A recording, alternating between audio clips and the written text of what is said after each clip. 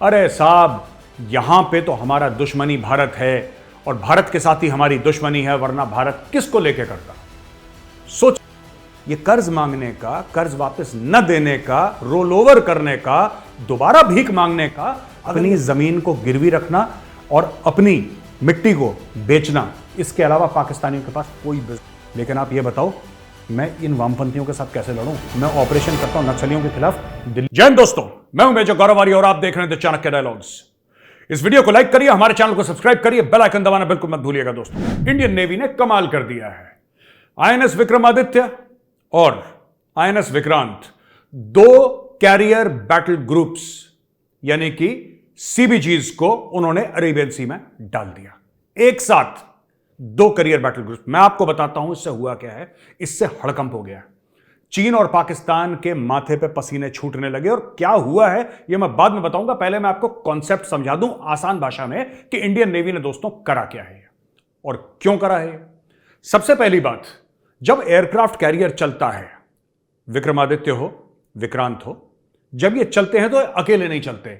एक career battle group यानी कि उसके नीचे, पानी के नीचे सबमरीन होती है, राइट। हवाई जहाज होते हैं ऊपर, एयरक्राफ्ट कैरियर के ऊपर हवाई जहाज होते हैं और फाइटर हेलीकॉप्टर्स होते हैं, ट्रांसपोर्ट हेलीकॉप्टर्स होते हैं। आसपास डिस्ट्रॉयर्स होते हैं, फ्रिगेट्स होते हैं। यानी कि जब एयरक्राफ्ट कैरियर चलता है तो भाई साहब पूरा गाजे बाजे के साथ चलता है। एयरक्राफ्ट कैरियर को फ्लोटिंग सिटी भी लोग कहते हैं। यह अपने आप में एक फ्लोटिंग एयरफील्ड है। यह अपने आप में एक लड़ाई का, एक युद्ध का, एक अपने आप में एक पूरा सा प्रोग्राम है। और भारत ने दो ऐसे प्रोग्राम लॉन्च कर दिया। क्या हुआ? अरेबियन सी में करा इसको। अब कमांडर विवेक मडवाल हैं, स्पोक्स पर्सन इंडियन नेवी, वो क्या कह रहे हैं मैं आपको थोड़ी देर में बताऊंगा। लेकिन सबसे पहले मैं आपको यह बता दूं कि इसका कारण क्या है। पाकिस्तान अलग से उछल रहा है। अरे साहब, यहां पे तो हमारा दुश्मनी भारत है और भारत के साथ ही हमारी दुश्मनी है, वरना भारत किसको लेके करता। सोचिए, किसको लेके करता भारत? क्या भारत ने ये ईरान को डराने के लिए करा है? नहीं, ईरान के साथ तो उसके रिश्ते बड़े अच्छे हैं। क्या भारत ने ओमान को डराने के लिए करा है? नहीं, ओमान के साथ भी उसके रिश्ते अच्छे हैं। फिर और गल्फ कंट्रीज को डराने के लिए करा है? बिल्कुल नहीं, सबके साथ रिश्ते अच्छे हैं। हमारे साथ तो रिश्ते खराब हैं। इसीलिए भारत ने पाकिस्तान के खिलाफ एक्सरसाइज करी है, पाकिस्तान को जताने के लिए कि भाई औकात में रहो अपनी, हम तुम्हारे खिलाफ ये कर सकते हैं। लेकिन यह बात गलत है। यह बात बिल्कुल पाकिस्तान की गलत है। ऐसा हुआ नहीं है। भारत को पाकिस्तान से कोई लेना देना नहीं है। पाकिस्तान वैसे ही लूला लंगड़ा यार, कमर टूटी, रीढ़ की हड्डी उसकी टूटी, व्हील चेयर में बैठा एक बंदा, क्या लड़ोगे उससे और क्यों लड़ना चाहोगे? यह है चीन के खिलाफ। अच्छा, आप भी सोच रहे होंगे कि साहब अरेबियन सी तो इधर है, चीन उधर है, इसका चीन से क्या लेना देना है? देखिए साहब, ये जो डिप्लॉयमेंट हुआ है इस वक्त, ये जो एक्सरसाइज हुई है अरेबियन सी में, यह पावर प्रोजेक्शन है। पावर प्रोजेक्शन क्या होता है? जब आप दुश्मन मुल्कों को और दोस्त मुल्कों को, दोनों को यह बताते हैं कि यह हमारी कैपेबिलिटीज हैं, हम यह कर सकते हैं। यह भारत ने करके दिखाया है। अब इस सवाल का जवाब कि भाई साहब चीन तो कहीं और है, चीन आपके ईस्ट में है, आप वेस्ट में क्या गेम खेल रहे हैं? वेस्ट में यह गेम खेल रहे हैं साहब कि at a time Indian Ocean region में, जिसको आईओआर कहते हैं, आप कभी भी इंडियन नेवी वालों से बात करिए, they talk about IOR, Indian Ocean region, उनकी लैंग्वेज में ही आईओआर निकलता है। आईओआर और खासतौर से अरेबियन सी का जो एरिया है, उस पूरे एरिया में 8 से लेकर 10 जहाज चाइना के घूमते रहते हैं। और कहीं ना कहीं यह प्रेशर डालना चाइना के ऊपर जरूरी है कि हमारे पास भी कैपेबिलिटी है। ये पाकिस्तानी फ्री में उछल रहे हैं। जैसे पॉपकॉर्न को आपने देखा है, वो नहीं रेडी में वो उसके बड़े से कढ़ाई के अंदर रेत डाल के फिर वो कॉर्न डालता है, वो पॉपकॉर्न बन के उछलता हवा में। ये पाकिस्तानी उछल रहे हैं। पाकिस्तान के पास ढंग की 4 फिशिंग बोट नहीं है यार।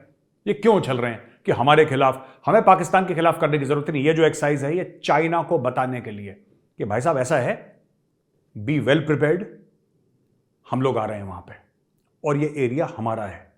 ये हमारे घर का बरामदा एक किस्म से, ये हमारे घर का बैक एरिया है और हम यहां पे आपके पैर नहीं जमने देंगे। तो जो दुश्मन है, क्या पाकिस्तान के लिए मैसेजिंग है? बिल्कुल मैसेजिंग है, क्योंकि पाकिस्तान के पास गवादर पोर्ट है और वहां पे चाइनीज शिप्स आके डॉक करते हैं। तो क्या ये पाकिस्तान के लिए मैसेजिंग है? 100% मैसेजिंग है। लेकिन ये पाकिस्तान के खिलाफ नहीं है। ये खिलाफ नहीं है पाकिस्तान के, क्योंकि पाकिस्तान के पास नेवी है ही नहीं, ना के बराबर नेवी है पाकिस्तान की। If their ships can float, I will be surprised, forget about fighting. ठीक है, हैविंग सेड दैट, पाकिस्तान को पैसे मिल रहे हैं चाइना से अपनी नेवी डेवलप करने के लिए। किसके खिलाफ? इंडिया के खिलाफ। अब वही लॉजिक पाकिस्तान का, let's turn it on its head. दूसरी तरफ देखो भाई, पाकिस्तान अगर अपनी नेवी मजबूत कर रहा है तो किसके खिलाफ कर रहा है? क्या पाकिस्तान के श्रीलंका से पंगे हैं? ना। ओमान से पंगे हैं? ना। गल्फ स्टेट से पंगे हैं? ना। ईरान से पंगे हैं? ना। फिर किसके लिए कर रहा है? इंडिया की। तो इंडिया ने कर दिया तो मुसीबत हो रही है, डोंट वरी, ठीक है। अब पाकिस्तान में एक और र्यूमर है, मैं वापस आऊंगा कि हम दोस्त मुल्कों को और हम क्या पैगाम दे रहे हैं इसके अलावा, लेकिन मैं आपको एक बात बताना चाहता हूं कि पाकिस्तान में यह भी डिस्कशन हो रहा है कि साहब 2024 में इलेक्शन है और नरेंद्र मोदी यह कहना चाहते हैं कि देखो ध्यान रखना एक चीज का, मैं पाकिस्तान को टाइट कर सकता हूं इसलिए तुम मुझे वोट दो। यार देखो सुनो, ये सब बचकानी बातें हैं, ये इमेच्योर बातें हैं, ये this is immature strategic thinking of Pakistan. ये स्ट्रेटेजिक थिंकिंग कहना भी इसको बहुत बड़ा गुनाह अजीम है। ये स्ट्रेटेजिक थिंकिंग नहीं है, टैक्टिकल से भी नीचे है ये। This is not even operational, this is not even tactical, ये कुछ और ही है, ये फर्श के नीचे वाली थिंकिंग है। मोदी को चुनाव जीतने के लिए एयरक्राफ्ट कैरियर लगाने की जरूरत नहीं, पहली चीज। और दूसरी चीज, ठीक है, कभी मक्खी को हथौड़े से नहीं मारा जाता। अगर दिखाना ही है पब्लिक को, सो मलाका स्ट्रेट में जाके ऐसे खड़े होंगे हमारे एयरक्राफ्ट कैरियर, वो होगा शो। मलाका स्ट्रेट में जाके खड़े हो गए विक्रमादित्य और विक्रांत, पूरा कैरियर ग्रुप खड़ा हो गया वहां पे, that will be a show. ये तो इसका मामला अलग है, दिस इज स्ट्रेटेजिक पोजिशनिंग। जो भारत दुनिया को दिखा रहा है, अपने दोस्तों को दिखा रहा है कि चिंता मत करो हम तुम्हारे साथ हैं, तुम्हें कोई खतरा होगा भारत वहां पे है। ये पोजिशनिंग है, ये बोला नहीं जाता, ये करके दिखाया जाता है। और पूरी दुनिया की नजर हमारे 2 कैरियर बैटल ग्रुप्स पे है कि ये भारत की कैपेबिलिटी है। भारत ने वहां पे लगा के देखिए, हाथ कंगन को फारसी किया और पढ़े लिखे को फारसी किया, भारत ने वहां पे खड़ा कर दिया। अब बताओ, चीन चुप है, चीन चुप है। चीन को लगा है सदमा बॉस, चीन को लगा है घंघोर सदमा, और चीन सदमे में कुछ बोल नहीं पा रहा इस वक्त। अब आएगा ग्लोबल टाइम्स में आर्टिकल, धीरे धीरे आएगा कि what India is doing is very dangerous and India should not do. मतलब बेटा तुम जो भी करो वो सब ठीक है, इंडिया ने कुछ कर दिया तो इनको कुरकुर होने लग जाती है। बात यह है कि अरेबियन सी में भी Chinese assets are now under threat. मैंने ग्वादर की बात बताई थी ना आपको, ग्वादर में पाकिस्तानियों का काम क्या है? पाकिस्तानी तो सिर्फ अपनी जमीन दी है। क्या ग्वादर मैनेज करना, ग्वादर जैसा पोर्ट चलाना, उसको इफेक्टिव करना, क्या पाकिस्तान के पास वो सलाहियत है? क्या पाकिस्तान के पास वो मैन पावर है, वो दिमाग है, वो पैसा है? Hat trick, duck, hat trick. पाकिस्तान में 0 पे आउट है पाकिस्तान, और तीनों 3 चीजों पे फेल है। कर ही नहीं सकता चाइना की मदद के बिना। अगर कर सकता तो चाइना की मदद के बिना पहले से ग्वादर खुद अपने पैसे से बना लेता। ना पैसा है, ना दिमाग है, ना कैपेबिलिटी है।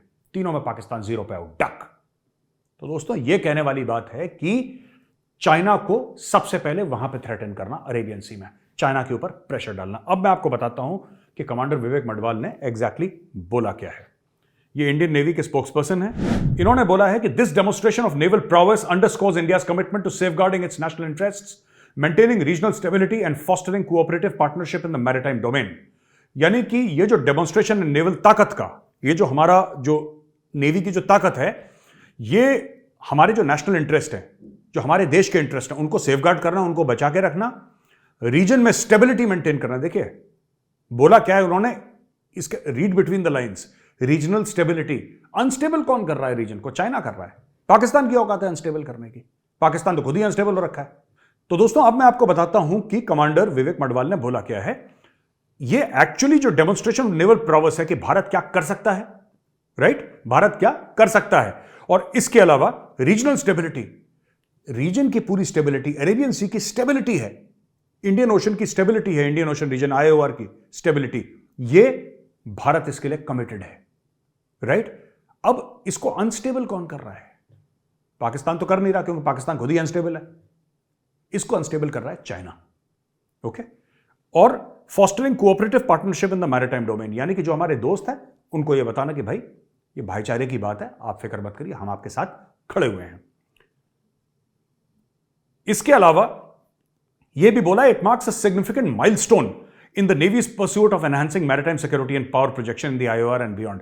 यानी कि इंडियन ओशन रीजन और उसके बाहर भी इंडियन नेवी का जो पावर प्रोजेक्शन है, ये उसके लिए एक बहुत बड़ा कदम है, ये कमांडर विवेक मडवाल ने बोला है। अच्छा, इसमें जो कैरियर बैटल ग्रुप्स थे, इसमें long range strike mission practice करे गए, इसमें इंडियन एयरफोर्स के राफेल भी शामिल थे, और सुखोई 30 MKI फाइटर जेट्स भी शामिल थे। और इसके अंदर ये जो चाइना की, अब ये देखिए ना चाइना का एंगल कहां पे आता है, इसमें कई सारी चीज, सबमरीन्स वगैरह मैं बता चुका हूं आपको। देखिए चाइना है, चाइना के पास 3 एयरक्राफ्ट कैरियर है अभी, ठीक है, और चाइना बड़े बड़े एयरक्राफ्ट कैरियर बना रहा है, और चाइना का ये एम है कि आगे चल के 10 एयरक्राफ्ट कैरियर हो। हम भी अपना बना रहे हैं तीसरा, that is in the works. तो चाइना और भारत के बीच में एक रेस लग रही है, इसमें पाकिस्तान फालतू में, बेगानी शादी अब्दुल्ला दीवाना, हाय हाय हम जीत गए, मैं तो जीत गई, ये पाकिस्तान नाच रहा है बीच में। लेकिन let me tell you, it's a very very serious matter. Pakistan does not have the money और the brains to fight India. ना दिमाग है ना पैसा है, तीसरी चीज तो मैटर करती नहीं लड़ाई में, ठीक है। वो जज्बे वाली कौम है, ये बात ठीक है, पर जज्बे में क्या करेगा पाकिस्तानी? अरेबियन सी में कूद के तैर के लड़ेगा विक्रांत से, सर मारेगा विक्रांत में? ये तो करेगा नहीं ना वो। तो फिर तो ये पाकिस्तान के लिए नहीं है। इसेंशियली क्या है कि this is a race, a clash between India and China that is happening in our borders. ये वो वाले बॉर्डर नहीं है गलवान वाले, ये दूसरे बॉर्डर्स हैं। मैं तो कह रहा हूं दोस्तों, कब से कह रहा हूं, निपटा दो इनको। एक तो जहाज इनके गिरा दो, ये चुप हो जाएंगे, सांप सूंघ जाएंगे। इनको आदत नहीं है चीनियों को लड़ने की दोस्तों, ठीक है। और जो मलाका स्ट्रेट है, there is something very famous called the Malacca choke, जहां से बिल्कुल ट्रेडिंग के इनके रूट्स हैं चाइना के बने हुए। इनके 60-70% ट्रेड वहीं से होती है। मलाका चोक ब्लॉक कर दो मलाका को, सांस बंद हो जाएगी। जैसे कोई पेशेंट अस्पताल में है ना, उसके ऑक्सीजन के पाइप के ऊपर किसी ने पैर रख दिया हो, सांस बंद हो जाएगी चाइनीज की। ठोको इनको, पकड़ पकड़ के मैं बता रहा हूं इनको। चाइना बहुत ताकतवर बन रहा है, और अगर हमने या अमेरिका ने या यूरोप ने इस चीज को डिले करा, ठीक है, अभी भी दुनिया में सबसे बड़ी नेवी चाइना की है। इतनी इफेक्टिव नहीं है वो, सिर्फ उनका नंबर ऑफ वेसल्स उनकी ज्यादा हैं, ठीक है। छोटी छोटी नाव उन्होंने कई सारी 300-350 बना ली, तो टेक्निकली दुनिया की सबसे बड़ी नेवी चाइना की, लेकिन सबसे पावरफुल नहीं है। सबसे powerful United states of America की नेवी है। और मैं आपको एक बात बड़ी जिम्मेदारी के साथ कहता हूं दोस्तों, यह मौका है जब चाइना अपनी स्ट्रेंथ बढ़ा रहा है, अभी चाइना को ठोको, अभी चाइना को ठोको। क्योंकि अगर आपने इस राक्षस को, इस भस्मासुर को बड़ा बनने दिया ना, तो मैं बता रहा हूं यह भस्मासुर पूरी दुनिया को चैन की नींद नहीं सोने देगा। इसको अभी ठोको। इसके 2-3 जो जहाज है ना, मर्चेंट वेसल्स, गिराओ, सिंक करो, चाइना को डैमेज करो, तब जाके चाइना को पता लगेगा। जो मैंने प्रिडिक्ट करा था वही चीज हुई। याद है हमने बात करी थी नेटो प्लस की, कि नेटो प्लस इंडिया को ऑफर करा गया है। अमेरिका ने बोला है कि ऑफर करा गया, हम नेटो प्लस में आपको देंगे। यानी कि एक तो नेटो है जिसमें सारे अमेरिका और यूरोप के मुल्क हैं, नॉर्थ अमेरिका और यूरोप के मुल्क हैं नेटो, और कुछ कंट्रीज हैं नेटो प्लस में, राइट। साउथ कोरिया हो गया उसमें, और उसमें इजराइल हो गया, उसमें शायद आई थिंक जापान ऑस्ट्रेलिया भी है। तो ये सब जो नेटो प्लस में आ गए ना, तो इंडिया को बोला हम भी आपको नेटो प्लस में। डॉक्टर जयशंकर ने मना कर दिया कि तुम्हारी जरूरत नहीं है। मैं डॉक्टर जयशंकर ने साफ बोल दिया कि हम चीन से खुद लड़ लेंगे, थैंक यू वेरी मच भाई साहब, हाथ जुड़वा लो, हमें नेटो प्लस में नहीं आना। और उसका कारण है, देखिए मैं कई बार ये कहता हूं ना, तो मुझे अमेरिका से लोग आते हैं, इंडियंस जो कि अमेरिकन है, उसमें से कुछ इंडियंस अक्सर ये बात कहते हैं कि नहीं आप मेजर साहब थोड़ा सा आप अमेरिका पे ज्यादा हार्श हो रहे हैं, ठीक है, आप अमेरिका को थोड़ा सा ज्यादा खींच रहे हैं, अमेरिका एक अच्छा दोस्त हो सकता है। मैं उनको यही कहना चाहता हूं, विद ऑल ड्यू रिस्पेक्ट, आप इंडियंस हैं, आप अमेरिका में रह रहे हैं, मैं हाथ जोड़ के आपसे एक रिक्वेस्ट करना चाहता हूं, अमेरिका आज तक किसी का दोस्त नहीं हुआ। America is not capable of friendship. America आपका फायदा करवा सकता है, अमेरिका आपका नुकसान करवा सकता है। अमेरिका के साथ यारियां नहीं हो सकती, वो कभी नहीं हो सकती। वैसे देशों के बीच में दोस्ती यारियां होती नहीं है, इट्स ऑन म्यूचुअल इंटरेस्ट। पर ऐसे देश हैं जो खड़े रहेंगे जब आप प्रॉब्लम में होंगे। उनको पता है कि अभी जो ये डाउन है, ये इट इज मोमेंटरी, ये कुछ समय के लिए है, ठीक है। अमेरिका वैसा नहीं है। अमेरिका को जिस दिन पता लगा ना कि आप बुरे हाल में, अमेरिका हाथ झाड़ के निकल लेगा। इसीलिए भारत ने मना कर दिया। हमें चीन से लड़ने के लिए अमेरिका की जरूरत नहीं है, हमें नेटो का हिस्सा होने की जरूरत नहीं है। अमेरिका क्या करेगा? गलवान में अपना फौजी डालेगा? Not required sir, thank you very much, not required at all. Chinese को तो हम सॉर्ट आउट कर लेंगे, ठीक है। और अगर समुद्रों में चीन के साथ लड़ना और वहां पे अमेरिका है, तो वहां पे क्वाड उसको देख लेगा। लेकिन आप ये सोचें कि साहब हम नेटो प्लस का हिस्सा बन जाएं और हम एक ऐसी ग्रुपिंग का हिस्सा बन जाएं जिसका मेन एम हो रूस को थ्रेटन करना, तो ये चलवे ना दादा, चलवे ना। ये इंडिया कभी नहीं करेगा। भारत कभी ऐसा काम करेगा नहीं जिससे रशिया को नुकसान हो, यह आप मुझसे लिख के ले लीजिए। रशिया आज की तारीख में थोड़ा सा डाउन है क्योंकि दुनिया भर के सैंक्शंस हैं, ठीक है। इसको कहते हैं दोस्ती, इसको कहते हैं दोस्ती। जब आपका दोस्त उतनी ऊंचाइयों पर ना हो जितना वो था और आपके दोस्त बुरे वक्त से गुजर रहे हो, उस वक्त अगर आप दोस्त का हाथ पकड़ के उसके साथ खड़े हैं, ठीक है। इंडिया ने ये नहीं बोला कि हम रूस की साइड लेते हैं, हम यूक्रेन के खिलाफ जंग लड़ेंगे, ये सब that India has not done. India has maintain neutrality in spite of pressure, और इंडिया कह रहा है कि ठीक है भाई, हम इस लड़ाई को अंत करने के लिए पूरा जो आप बोलेंगे हमसे, हम वो करने को तैयार हैं। यूक्रेन बोले, रशिया बोले, लेकिन रशिया को कंडेम करना, रशिया को धक्का देना, ये इंडिया नहीं करेगा। हमारे रिश्ते रशिया के साथ बहुत पुराने हैं। तो कहने की बात यह है कि भारत नेटो प्लस का मेंबर बनने से भारत ने इनकार कर दिया। डॉक्टर जयशंकर का ऑफिशियल बयान दोस्तों आ चुका है कि we will not do it. और एक और सबसे इंपॉर्टेंट बयान, ये डॉक्टर जयशंकर ने मौका लिया है चीन को पॉइंट आउट करने का कि भाईजान, तुम्हें निपटाने के लिए ना हमें किसी अमेरिका की जरूरत नहीं, तुम्हें हम वैसे ही निपटा देंगे। जब मौका आएगा तुम निपटोगे। और जैसे राजकुमार कहता है ना कि जानी, जगह भी हमारी होगी, समय भी हमारा होगा, और पिस्तौल भी हमारी होगी, ये समझ लो। दोस्तों, पाकिस्तान की तरफ से एक ऐसी कॉमेडी हुई, अगर मैं आपको बताऊंगा हंस हंस के आप लोग कुर्सी से गिर जाएंगे, तो तैयार हो जाइए, वेयर योर सीट बेल्ट्स।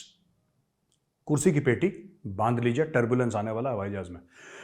दोस्तों, ऐसा है कि जब पाकिस्तान ने अपना बजट दिया ना, तो बड़ी घंघोर टाइप की एक स्पीच दी, हम ये कर देंगे, वो कर देंगे, ये तीर मार देंगे, तुक्का मार देंगे, सब कुछ करा। इशाक डार आप जानते ही हैं, पाकिस्तान के फाइनेंस मिनिस्टर, बड़ बोला आदमी, ऐसा हो जाएगा, वैसा हो जाएगा, साजिशें हैं, यही है।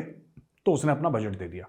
अब इसमें हुआ क्या, उसने बोला कि हमारे पास प्लान बी है, ये तो प्लान ए है हमारा कि हम इससे मांगेंगे, उससे मांगेंगे, इससे मांगेंगे, ये कर्ज लेंगे, भीख मांगेंगे, और फिर उसने ये कर कुरा के गोलमोल करके एक बजट पेश कर दिया 51 अरब का, जो हमने कल डील करा था, जिसके साथ मैंने आपको बताया था ना कल, उसने ये कर दिया। अब सरप्राइजिंग बात पता है आपको क्या है, उसने बोला एक प्लान बी भी है। अगर प्लान ए जो है, ये भीख मांगने का, राइट, ये कर्ज मांगने का, कर्ज वापस न देने का, रोल ओवर करने का, दोबारा भीख मांगने का, अगर ये प्लान ए है इनका, अगर ये फेल हो जाए तो प्लान बी है। प्लान बी क्या है पाकिस्तानियों का, सुनेंगे आप? प्लान बी ये है कि हम मेहनत करेंगे, ईमानदारी से काम करेंगे, सेल्फ रिलायंट हो जाएंगे, हम स्वाभिमानी हो जाएंगे, हम में आत्मसम्मान पैदा। बेवकूफ, ये प्लान ए होना चाहिए, मांगना प्लान बी होना चाहिए। ये कहता है कि अगर भीख भीख मांगने से और ये सब करने से प्लान फेल हो गया, तब हम काम पे लगेंगे। ये इसका देखिए, मैं आपको पढ़ के बताता हूं, ये देखिए इसका। भाई साहब, ये कहां से ऐसे नगीने जड़ जड़ के लाते हैं। ये देखो, ये कहता है plan B is always there. Plan B तो है ही हमारे पास, self reliance and standing on your feet, आत्मनिर्भरता, खुद पे रिलाई करना और अपने दोनों पैरों पर खड़े होना, ये प्लान बी है पाकिस्तान का। We cannot talk about it much in public, but इंशाअल्लाह पाकिस्तान विल नॉट डिफॉल्ट। इसको यह कहना चाहिए कि इंशाअल्लाह पाकिस्तान विल बी प्रॉस्परस, यानी कि इंशाअल्लाह अगर अल्लाह चाहे तो पाकिस्तान और प्रॉस्परस होगा, पाकिस्तान के पास पैसे आएंगे, लोग खुश होंगे। ये इंशाअल्लाह पाकिस्तान विल नॉट डिफॉल्ट पे रुका हुआ है। पिछले 6 महीने से ये गाने सुन रहा हूं, मैं तो हंस हंस के पागल हो गया यार। प्लान ये है कि हम मांगेंगे, प्लान भी है कि हम मेहनत करेंगे। अगर मांगना कामयाब नहीं हुआ तब, अब देखो यार, ये तो हाइट ऑफ कॉमेडी कर दी पाकिस्तानियों ने आज। अच्छा, ये ग्राफ देखिए आप, साइज ऑफ बजट आउटले, ये चढ़ रहा है इनका भाई साहब ऊपर बजट, ठीक है जी। 2016-17 से लेकर अब 2022-23 में देखिए 14,460 बिलियंस में है ये फेडरल बजट पाकिस्तान का। बजट बढ़ा देते हैं ये लोग कागजों में, लेकिन भाई साहब टैक्स कलेक्शन टारगेट इनके मीट नहीं हुए। मैं आपको एक और बात बता दूं, यानी कि मैं आपको बता रहा हूं, जो ये कह रहे हैं ना बजट हम इतना खर्च करेंगे, इनको अभी ये नहीं पता है पैसा आएगा कहां से, इनके पास है नहीं। मैंने आपको प्रॉमिस कर दिया कि भाई साहब चलो मैं आपको ताज होटल में खाना खिलाऊंगा, बढ़िया सा लंच करूंगा, दोनों भाई चल के खिलाएंगे। मेरी जेब में 5 रुपए नहीं है, 5 रुपए नहीं है कि नोएडा से मैं दिल्ली बस पकड़ के चले जाऊं, उसके लिए भी 5 रुपए नहीं, उसके लिए भी ज्यादा लगते हैं। लेकिन मैंने आपको प्रॉमिस कर दिया कि मैं ताज में आपको बढ़िया खाना खिलाऊंगा, आप जो खाओगे पियोगे मेरे ऊपर है, चलो लेट्स हैव अ पार्टी। और मेरी जेब फटी है, ये इसने ये काम करा है। देखिए एफबीआर टैक्स कलेक्शन, अब ये कह रहा है कि टैक्स कलेक्शन 2023-24 का प्रोजेक्टेड है 7,200 पे, ठीक है। और पाकिस्तान में बता रहा हूं 4% लोग टैक्स नहीं देते, 3% लोग टैक्स नहीं देते। ये पता नहीं क्या ये, पर पता क्या मुझे ऐसा लगता है कि ये लोग क्या करते हैं ना Pakistani, they are very smart. इनको कुछ तो करना नहीं पड़ता, ये काम थोड़ा ना करना है इनको। इनको तो बस एक्सेल पे जाके लकीरें मारनी है, बस फिगर्स एंटर करने, एक्सेल अपने आप एक लाइन लंबी एक लाइन छोटी बना देगा, वो चिपका दो। कौन सा पाकिस्तानियों को समझ में आ रहा है क्या? इतने पढ़े लिखे हैं ही नहीं। कुछ कुछ लोग हैं पढ़े लिखे जो एनालाइज कर लेंगे, बाकी तो 99% ऑफ द कॉम ऐसी फारेग है उनकी, फ्री है, उनको पता ही नहीं क्या चल रहा है। They don't know what is happening. वो क्या, अच्छा यार बड़ा इंप्रेसिव ग्राफ है यार, मजा आ गया, इतना हो जाएगा, इतना हो जाएगा, इतना हो जाएगा, हाँ अजीम कौम है, कलमा बना के मुल्क बना दो, बस यही 2-4 चीजें डायलॉग मार दो, कहानी खत्म। आपने सुना प्लान है प्लान बी, ये चल रहा है पाकिस्तान में।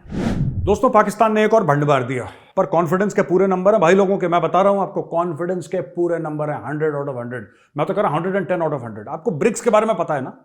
ब्रिक्स यानी कि ये 5 देश हैं, ब्राजील, रशिया, इंडिया, चाइना, और 2010 में साउथ अफ्रीका को ऐड करा था, राइट? तो पहले ब्रिक था, फिर ब्रिक्स हो गया, साउथ अफ्रीका को ऐड कर दिया। जिम ओनील करके एक इकोनॉमिस्ट था गोल्डमैन सैक्स का, जिसने टर्म डिफाइन करा था, और कहने का ये मतलब है कि फास्ट ग्रोइंग इकोनॉमीज जो है दुनिया की, जो बहुत तेजी से बढ़ने वाली जो इकोनॉमीज हैं, फास्ट ग्रोइंग इकोनॉमीज, उनको बनाया ब्रिक्स। तो वो those are fast growing economies, और बोला कि ये लोग दुनिया पे इकोनॉमिकली राज करेंगे 2050 तक। तो ये गोल्डमैन सैक्स का जिम ओनील था, और जिसने की थ्योरी निकाली थी, और उसके ऊपर ये ब्रिक्स पूरा बना है। और मतलब he was the guy who propounded that theory, उसने जो जन्म दिया था उस थ्योरी को, ब्रिक्स का। और फिर ये नेशंस के बने, ग्रुपिंग बनी, और उसके बाद बाकी काम हुआ इनका। पाकिस्तानी कहता है हमें ब्रिक्स ज्वाइन करना है। ब्रिक्स क्या है? Fast growing economies of the world, जो सबसे तेज इकोनॉमी जो भाग रही है घोड़े की तरह, सरपट भाग रही है, right? Fastest growing economies of the world, उनके ग्रुपिंग में पाकिस्तान अपने आप को ज्वाइन करवाना चाहता है। ये पाकिस्तान की रिक्वेस्ट है। अब पाकिस्तान चाइना के पीछे पड़ गया कि ब्रिक्स ब्रिक्स ब्रिक्स में हमें भी, हमें। पाकिस्तान वो मुल्क जो $1 अरब के लिए तलवे चाट रहा है आईएमएफ के भाइयों। $1 अरब के लिए वो सिर्फ मिन्नतें, तरले, रिक्वेस्ट नहीं कर रहा, वो कह रहा है कि तुम आके हमारा बजट बनाओ। ठीक है, स्टेट बैंक ऑफ पाकिस्तान में वैसे ही आईएमएफ का बंदा ऊपर बैठा है, उनके ऊपर मसल्लत कर दिया गया कि तुम कंट्रोल करो पाकिस्तान की किस्मत। जैसे एक जमाने में अंग्रेज वाइसरॉय बैठा देते थे ना, दिल्ली में वाइसरॉय बैठता था जो बोलता था कि मैं चलाऊंगा, वो उन्होंने वाइसरॉय अपना बैठा दिया। इनका रुपए $315 टू $1 ट्रेड कर रहा है। इनके पास खाने को नहीं है, आटे की लाइनों में लोग एक दूसरे के गले रेद रहे हैं। ठीक है, इनके पास गूगल को देने के लिए पैसे नहीं है, गूगल को देने के लिए कि पेड एप्स के लिए। इनके एयरलाइंस बंद हो रही हैं। जो एयरलाइंस ने पाकिस्तान में धंधा करा, जो उनकी हक हलाल की कमाई है, वो वापस उन एयरलाइंस को देने के लिए इनके पास पैसे नहीं है। लेकिन ख्वाब देखो, वो पिक्चर थी ना rocket Singh salesman of the year, उसमें बहुत बढ़िया एक डायलॉग मारा यार उसने, मुझे आज तक याद है। वो बंदा एक डायलॉग जो मारता ना, वो पाकिस्तान के ऊपर फिट बैठता है। वो कहता है अंडे से निकला नहीं और बटर चिकन बनने का ख्वाब है। ये रॉकेट सिंह का डायलॉग है कि अंडे से निकला नहीं और बटर चिकन बनने का ख्वाब है। पाकिस्तान, आप देख रहे हैं पाकिस्तान का कॉन्फिडेंस, बिलावल भुट्टो का कॉन्फिडेंस कि we want to be part of BRICS. मैं तो कह रहा हूं, a day without surprises is a day wasted. आप लोग कहते हैं ना, day without insult of Pakistan is a day wasted. Pakistani ऐसा, मैं कह रहा हूं डे विदाउट सरप्राइजेस यार। ये ऐसा ऐसा रोज कंटेंट देते हैं। पाकिस्तान एक ऐसा मुल्क है जो हर रोज कहता है कि हम डिफॉल्ट के दहाने पर खड़े हैं, हम बस आज नहीं तो कल डिफॉल्ट कर जाएंगे, जो कि बहुत बड़ा फ्रॉड है पैसा लेने का। लेकिन हां, उनकी हालत सचमुच बहुत बुरी है पाकिस्तान की। लोग लड़ रहे हैं आटे के लिए। ये कह रहा है हमें fastest emerging economies of the world में हमें शामिल करो, हमारा हक बनता है। हम भी फास्टेस्ट इमर्जिंग इकोनॉमी है। चाइना से पूछ लो, कोई बोलेगा साहब आप कैसे, आप फास्टेस्ट इमर्जिंग इकोनॉमी है, बताओ कैसे? कह रहा चाइना से पूछ लो, चाइना बताएगा तुम्हें कि साडा भरा है, ये फास्टेस्ट ग्रोइंग इकोनॉमी है। ये पाकिस्तान करने को राजी हो रहा है यार। मुझे समझ में नहीं आता what are these guys thinking. और दोस्तों आखिरी खबर जो है पाकिस्तान की, वो ये है कि बिलावल भुट्टो कह रहा है कि Pakistan wants deep meaningful ties with Russia, और जहां तक रूस और यूक्रेन का मामला है उसमें पाकिस्तान न्यूट्रल है। क्यों झूठ बोलते हो यार, क्यों झूठ बोलते हो? मुझे एक बात समझ में नहीं आती, पाकिस्तानियों क्यों झूठ बोलते हो? कॉलर पकड़ो बिलावल का, जरा हिलाओ। कहना गुड्डे गुड़िया का खेल नहीं है बेटा, झूठ मत बोला करो। आप ये कह रहे हो कि आप न्यूट्रल हो यूक्रेन और रशिया की कॉन्फ्लिक्ट में, आप न्यूट्रल नहीं हो। आप दोनों तरफ, एक आप यूक्रेन को हथियार सप्लाई कर रहे हो, ठीक है, और दूसरा आप रशिया के साथ गेम खेल रहे हो। यही चीज इन्होंने करी थी वहां पे, तभी तो अमेरिका इनको थप्पड़ मार रहा है रोज। अमेरिका क्यों इनको जलील कर रहा है, बेइज्जत कर रहा है? क्यों इनके नाक से लकीरें खिंचवा रहा है? क्योंकि ये तालिबान को सपोर्ट करते थे और अमेरिका से पैसा लेते थे। इस मुल्क ने हर समय डबल गेम खेला है। और अब तो पाकिस्तानी खुद एनालिस्ट खुद खुलेआम टीवी पे बोलने लगे कि हमने लोगों को धोखा दिया, हमने डबल गेम खेला। क्योंकि इतना ज्यादा हो गया, वो भी लोग वो कह रहे हैं यार कब तक पाकिस्तान को बचाएंगे। अब देखो 23 फरवरी को रूस घुस गया था यूक्रेन में, राइट? लगभग 23 फरवरी 23 लास्ट ईयर। 22 तारीख की शाम को इमरान खान पहुंचता, कहता है it is amazing to be here, it is amazing to be here. ये पहुंच गया, ये वहां पे पहुंच गया on the eve of the invasion, और ये कहता है कि इट वाज लवली। ये पहुंच गया वहां पे।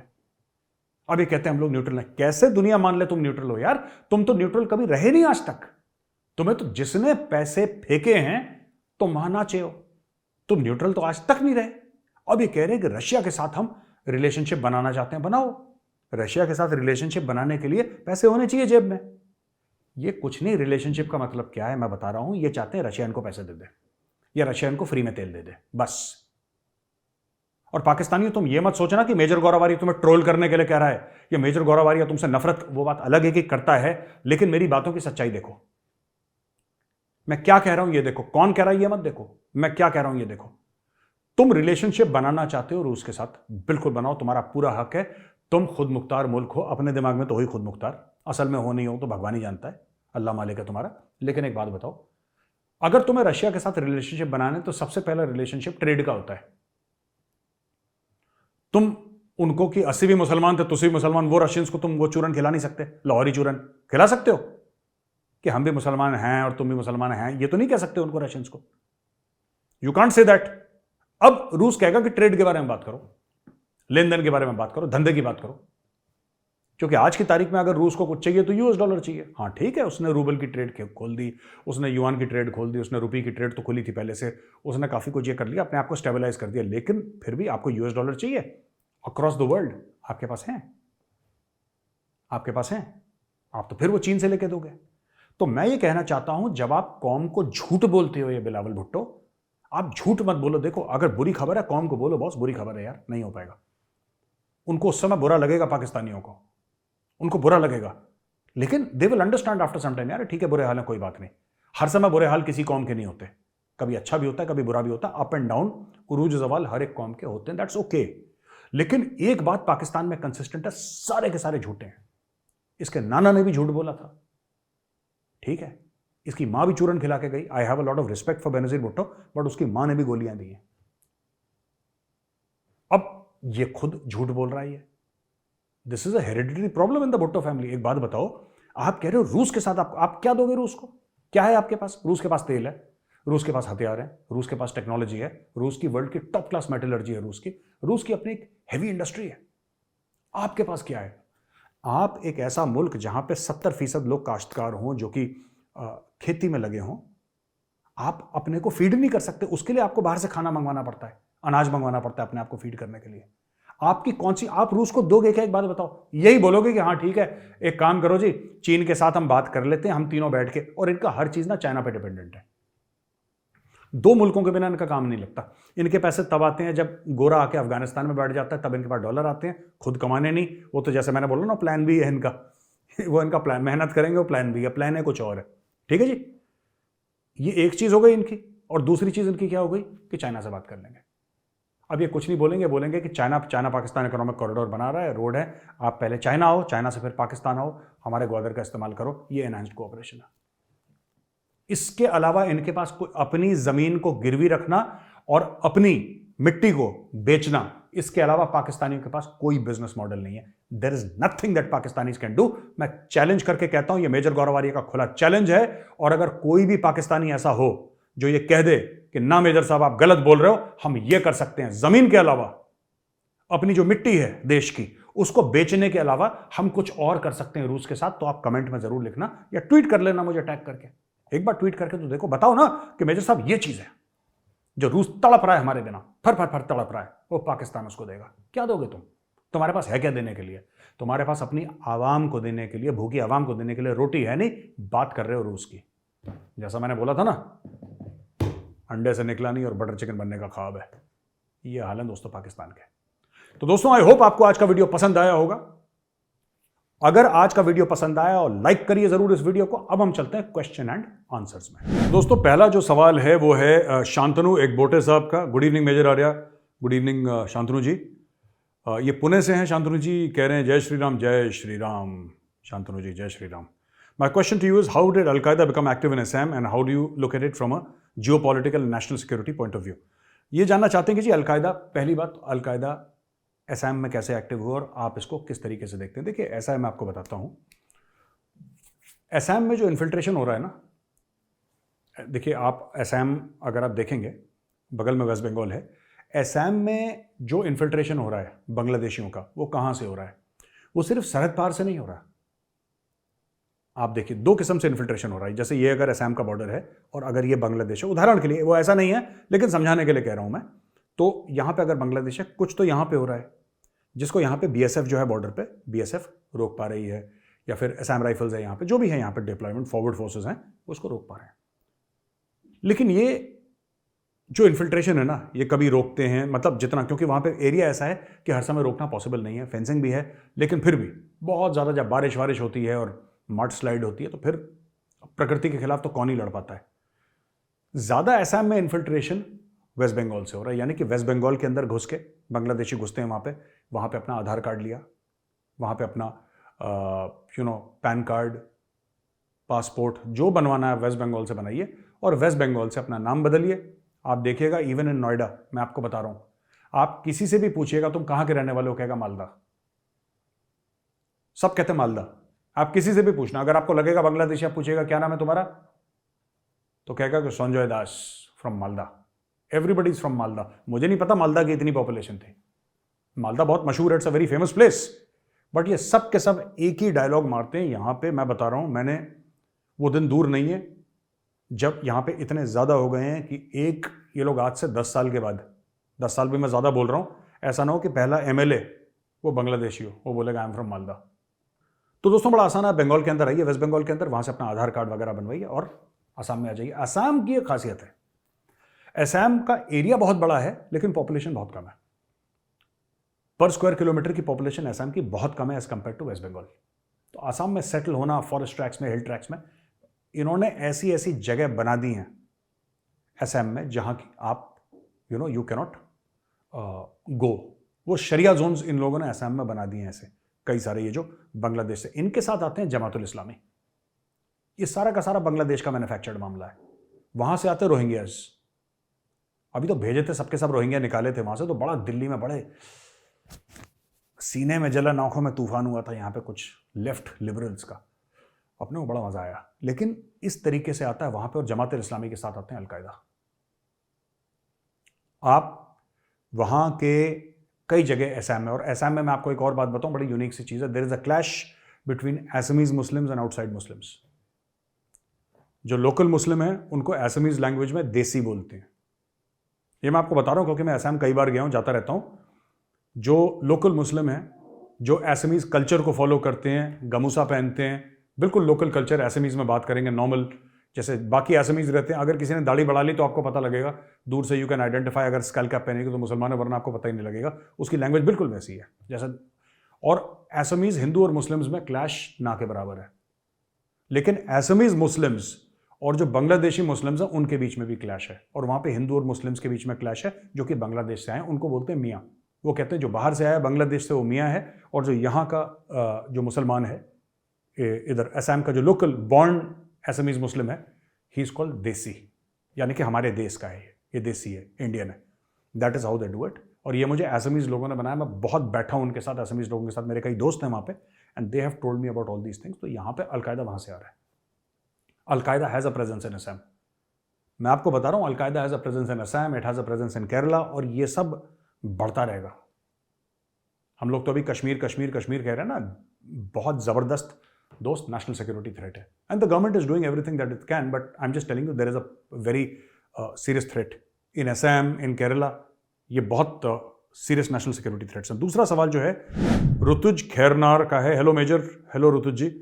Myself, engineer Rutuj from Maharashtra. My question is, what should we do about the Coco Island, which we gifted to Myanmar in the past as a good gesture, but today it is used by Chinese agents for spying Indian movement? What should be our position on that issue? Please elaborate. ये हमने gift नहीं करा इनको, cocoa island, जहाँ तक मेरी knowledge जाती है, आप इसको मत पढ़िएगा यहाँ पे, जो फेसबुक पे लोग डालते रहते हैं, क्योंकि इन लोगों को ज़्यादा पता नहीं रहता। ये ब्रिटिश टाइम में ही गया था वहाँ पे, because it was suppose to be so remote. Actually क्या है, this is part of the Andaman and Nicobar island, जो समूह है ना पूरा, ये उसका एक हिस्सा है। लेकिन यहां से पोर्ट ब्लेयर से उसको मैनेज करना बहुत मुश्किल था एक जमाने में।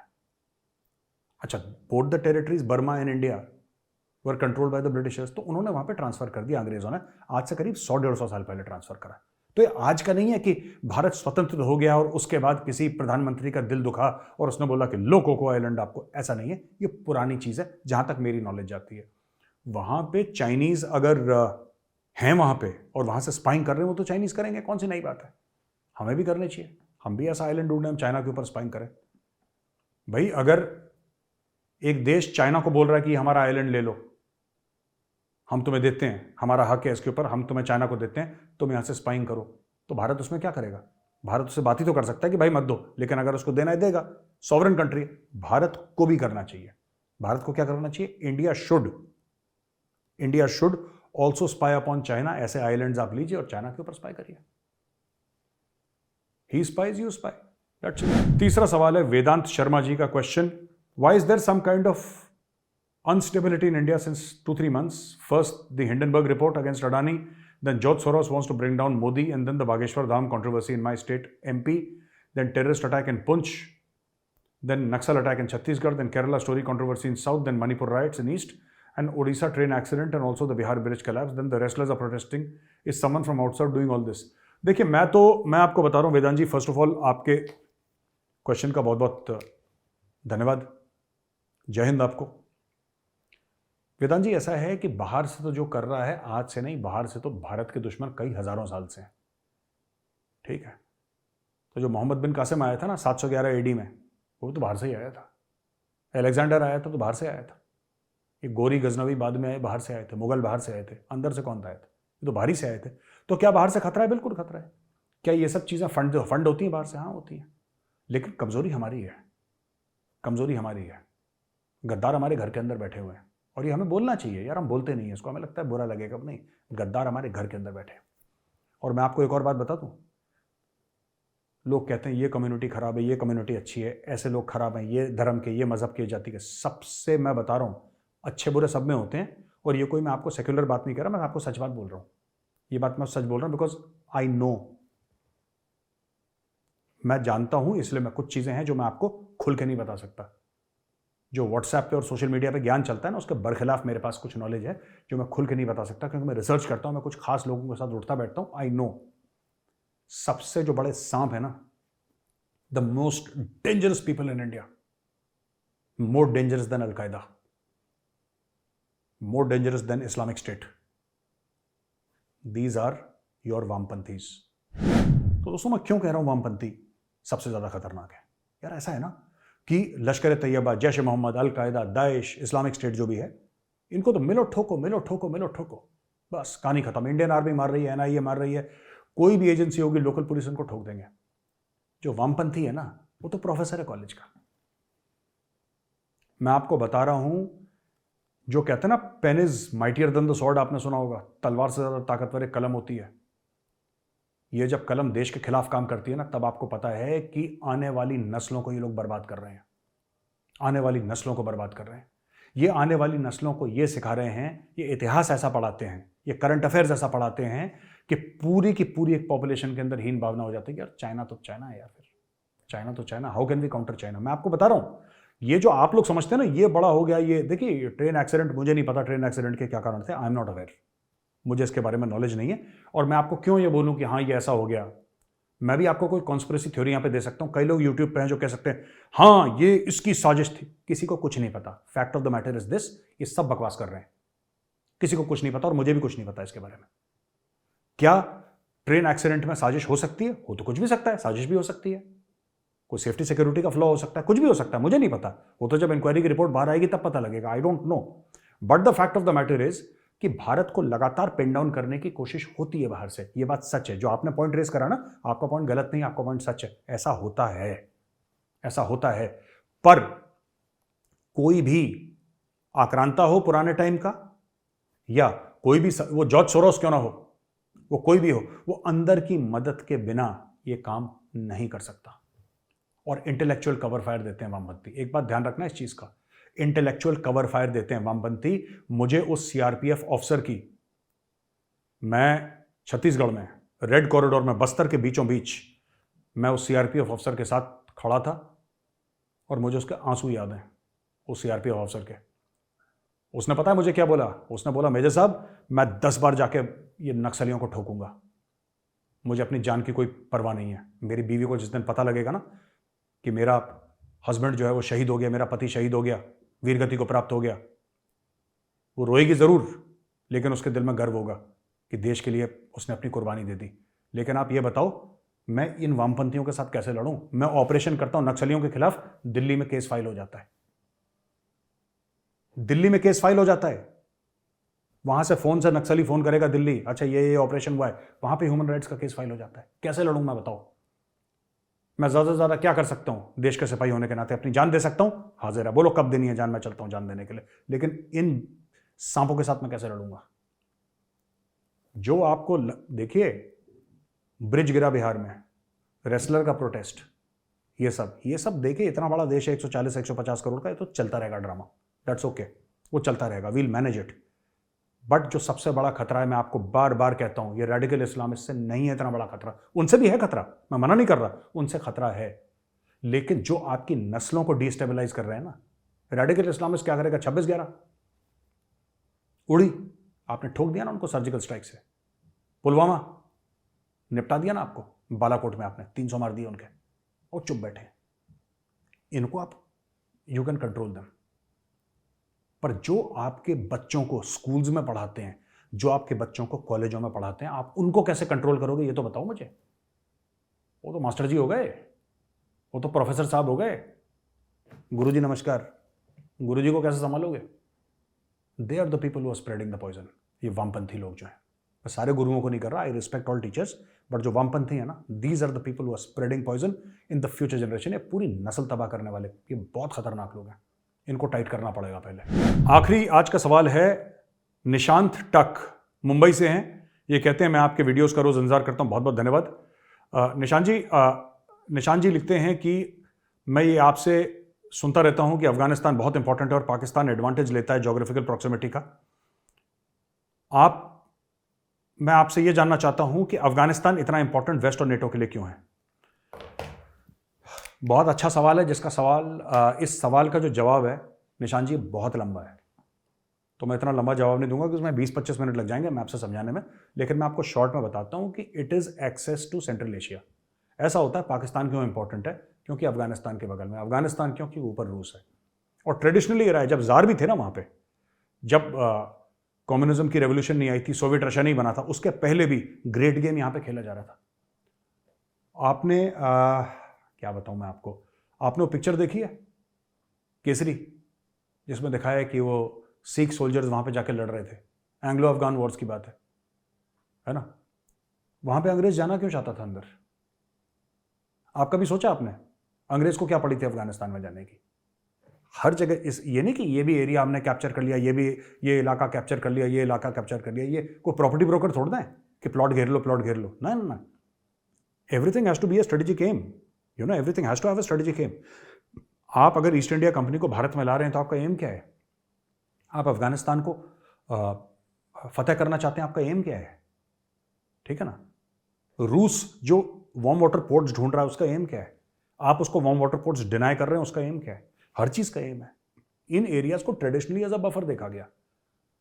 तो मैं अभी इतना ही आपको बताऊं, क्योंकि इसको ना डीपली एक्सप्लेन करने के लिए बहुत समय चाहिए। बहुत आपने जो इतने आसानी से सवाल पूछ लिया ना, ये actually it's a very very complicated question, और इसका आंसर इससे भी 10 गुना ज़्यादा कॉम्प्लिकेटेड है, जिसमें समय लगेगा। हो सकता है किसी और दिन इस टॉपिक को अलग से लेंगे। तो दोस्तों, अगर आपको वीडियो पसंद आया ना, तो वीडियो को लाइक जरूर करिएगा, हमारे चैनल को सब्सक्राइब करिए, बेल आइकन दबाना बिल्कुल मत भूलिएगा। जय हिंद, वंदे मातरम, भारत माता की जय।